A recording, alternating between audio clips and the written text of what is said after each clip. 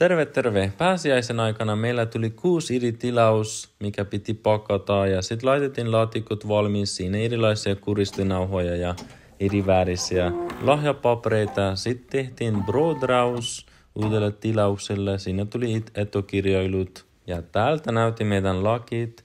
Pakausprosessissa kuuluu lakin putsaminen ja tehdään kustomointia. Esimerkiksi just tilaaja haluaa erilaisia lyyrää, kuristenauhaa tai lippanauhaa. 3 tilauksella oli kustomointiin, niin siinä tehtiin noita ja laitettiin jokaisen laki oma muovipussi, että ei kastu kuljetusaikana. Jokaisen lakin sisällä tulee tukipahvi, mikä pitää laki pystyssä. Ja laitettiin jokaisen laki oma laatikko ja kuristenauha kiinni. Ja tarraa sitten onnettelukortti sekä alennuskoodi. Ja sitten laitettiin vähän tää kerta erilainen konfitti, mikä on samakan pinkkilehteä.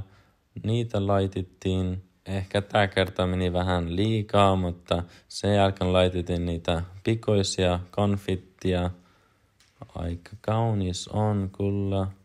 Arvostetaan jokaisen tilaus meillä. Nyt kaikki tilaukset pakattu. Näytän teille miltä se näyttää. Kun kaikki lakit on valmiit, sit viedään ne postiin. Jos on 5-10 lakkia tilattu meiltä, niin eikä ole kassissa mahtuviin. Kiitos tilauksista.